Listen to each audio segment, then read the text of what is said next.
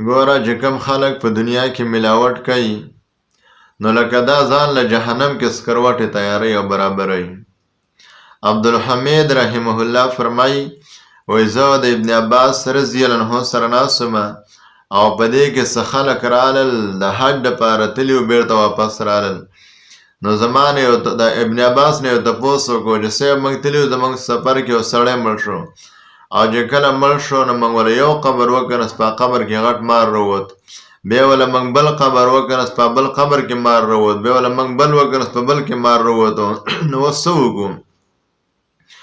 نو ابن عباس رضی الله عنه ورته وفرمیل چې په دا قبر کې د مار سره ورخښ کوي. دا د خپل عمل دی چې نه قبر کې ورته ورونه چې کوم دی دا ماران جوړ شو. نو خلکو د مار سره په قبر کې خښ کو وایي بیا زه رالمه.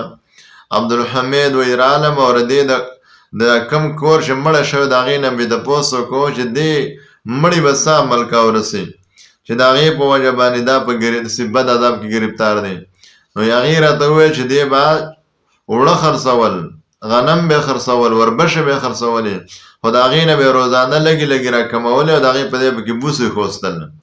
یعنې ملاوټ به کا او د دوکاندارانو خلکو او د تجارتینو خلکو چې کوم کاروبار دی او هغې دا ملاوټ کوي، دیسي په اصلي خرڅوي، بېکاره په اصل خرڅوي او خلکو ته یو سیمپل ښیي ورکوي وله بیا بېکاره شي. دغه خلکو به قبر کې دغه انجام وي چې د هغې په قبرونو کې ماران او د اور ماران به چې چل به کوي، خوړل به کوي، انسان به ډېر خرابوي. نو لهذا هر دوکاندار هر دې نه ځان وساتئ چې ګوره چېرته قبر د اور نه ډک نه کوي ځان له او ملاوټې ونه کوي، یعنې خدای هم غرق او تباه کوي.